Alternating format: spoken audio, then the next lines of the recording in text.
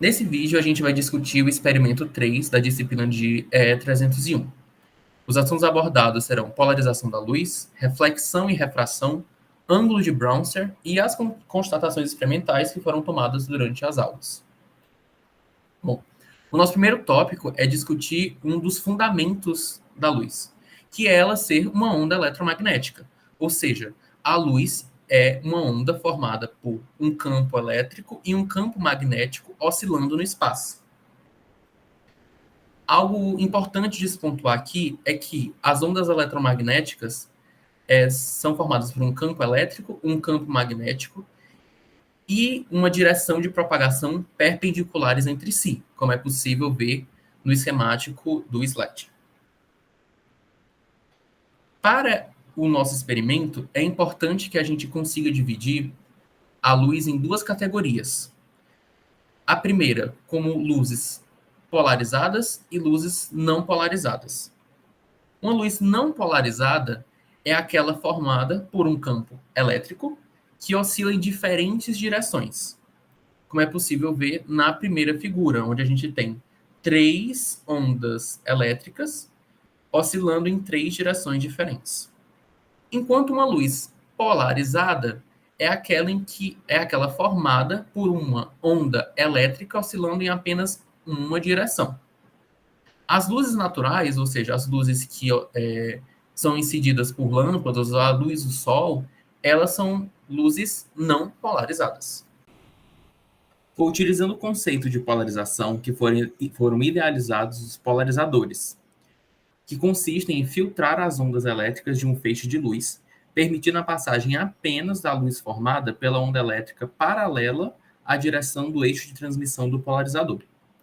No slide, por exemplo, todas as ondas elétricas não verticais estão sendo filtradas, originando do outro lado do polarizador uma luz polarizada, formada apenas por ondas elétricas oscilando na vertical.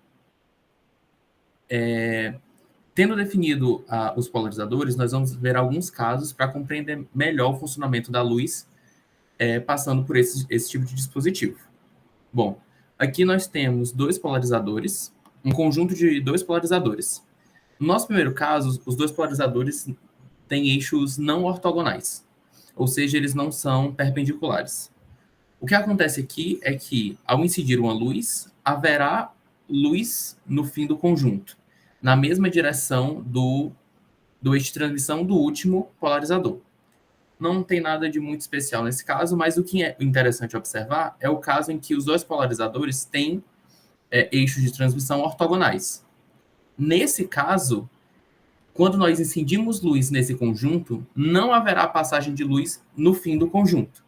Isso acontece porque, ao passar pelo primeiro polarizador, as ondas elétricas formadas não têm nenhum componente na direção do eixo de transmissão do segundo polarizador, porque são ortogonais.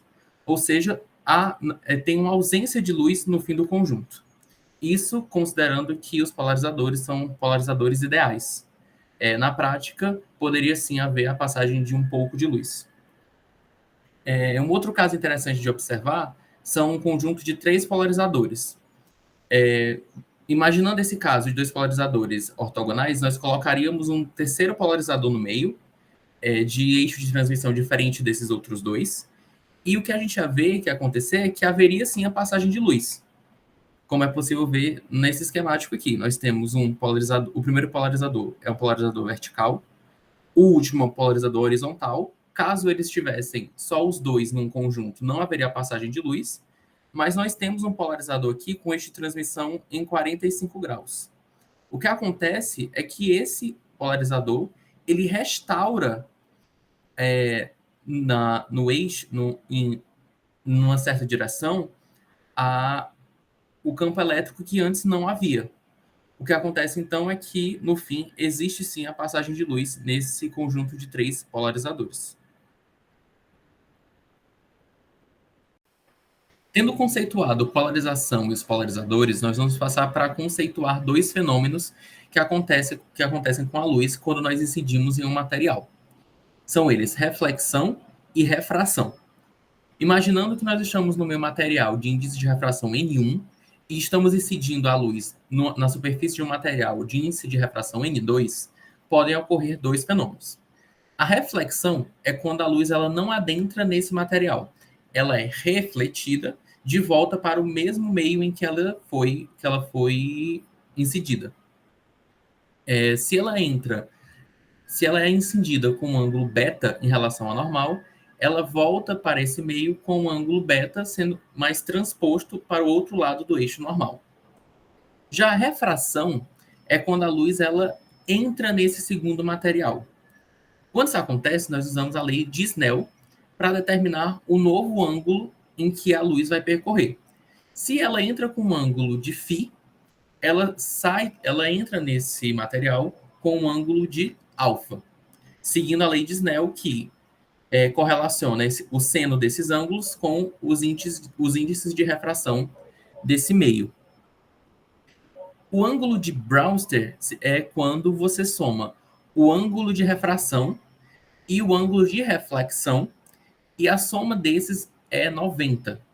Quando isso acontece, nós chamamos o ângulo de incidência de ângulo de Brewster.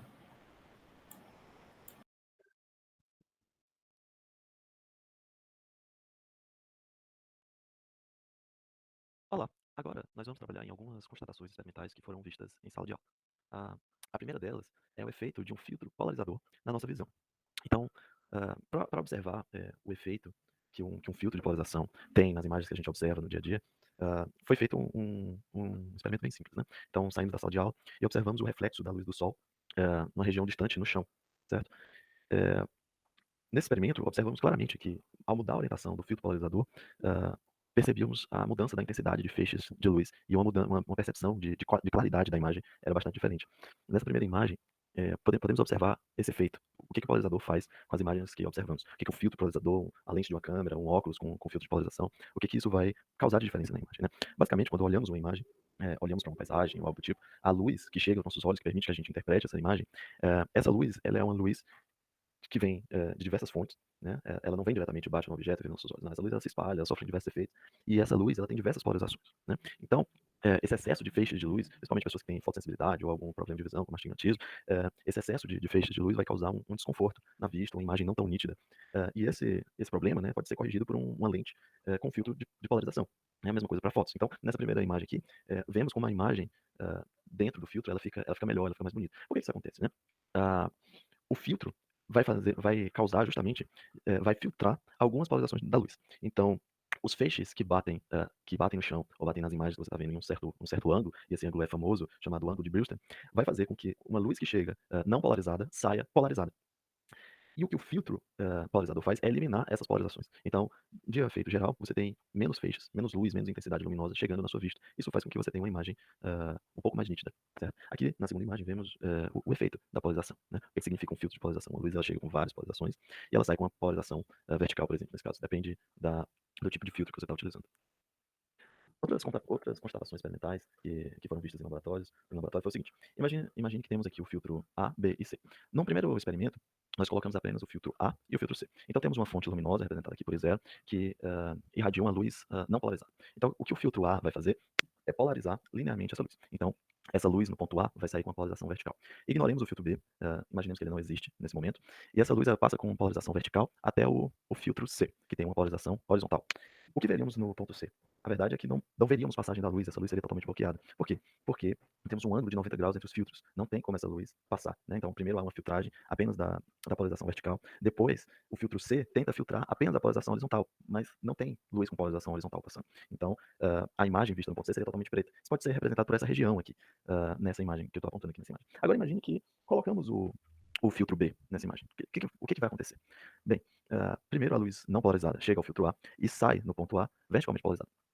Ao colocar um outro filtro com uma certa angulação, digamos 60 graus, esse filtro vai causar com que uma parcela da luz com a polarização de 60 graus passe por esse filtro. Então, agora, a luz no ponto B ela vai ter uma componente de polarização tanto, tanto na vertical quanto também na horizontal.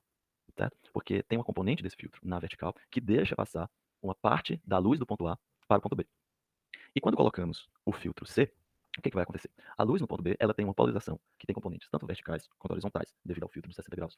Quando passamos essa luz para o filtro C, esse filtro vai deixar passar apenas a luz com polarização horizontal. Mas diferente do caso anterior, agora existe uma componente horizontal no filtro B. Isso vai fazer com que uma pequena intensidade de luz ainda passe ah, nesse aparato. Né? Isso pode ser observado nessa imagem ao lado. Né? Então temos aqui dois filtros com polarizações com uma diferença de 90 graus entre elas. Então não passa luz nessa região totalmente preta. Agora, se colocarmos um segundo filtro, um terceiro filtro, com uma certa angulação entre os dois primeiros, vamos observar que vai ter uma região um pouco cinza, em que a luz, que ainda passa um pouco de luz, devido a esses efeitos de polarização que eu acabei de explicar. Esses efeitos foram observados em laboratórios com filtros de polarização muito parecidos com esses aqui da imagem. Talvez o efeito mais interessante que foi estudado foi o efeito do ângulo de Brewster. E o que essa lei, o que esse efeito vai nos falar, né? Basicamente, o que o Brewster percebeu é que existe um ângulo específico no qual uma luz não polarizada, ao incidir em uma interface, em um meio, ela sofre reflexão e a luz e o feixe refletido, ele passa a ser um feixe totalmente polarizado. Isso é fenomenal, porque é um tanto que contraintuitivo, né? Ah, não se espera que, pelo menos a priori, não é fácil de imaginar que uma mera reflexão da luz vai causar efeitos diferentes na polarização. Mas a verdade é que a polarização da luz interfere, a forma da incidência da luz também interfere em como que a luz refletida vai estar polarizada. De uma forma interessante de dizer é que a luz tem lado. Né? Dependendo da orientação com que a luz reflete os objetos, isso muda o feixe refletido, né? A orientação do feixe refletido. Então, podemos observar aqui nessa montagem um tanto curiosa, com um anteparo humano, eh, temos uma fonte de luz chegando nesse dielétrico. Ocorre um fenômeno de refração, que vai mudar a angulação nesse meio. Então, a, a, a a fonte, o feixe que passa por esse dielétrico, ele está aqui nesse anteparo branco, e vai ter um feixe refletido, né? Que ele tem uma intensidade pequena, um ponto pequeno, mas ainda dá para observar aqui, que passa aqui no braço do nosso querido amigo aqui. E aqui nós conseguimos observar essa imagem. Mas, quando nós finalmente mudamos a orientação do fio polarizado, o que nós percebemos é que esse feixe, essa fonte, sumiu. Né? No anteparo, no braço do nosso colega aqui, não há mais nenhum feixe que possa ser observado. E por quê? Justamente porque o filtro polarizador impediu a passagem dessa luz polarizada, nessa angulação, de passar por um anteparo. Então, de fato, observamos aqui o efeito do ângulo de Pearson. Né? Ao enviar uma luz não polarizada, que passa por uma interface, por um meio, por um objeto, ela é refletida com uma polarização específica. Enfim, podemos montar um esquemático do que está acontecendo. Né? Uma constatação que vem da teoria de campos elétricos e magnéticos se comportando como ondas, ou seja, ondas eletromagnéticas, no caso, a luz.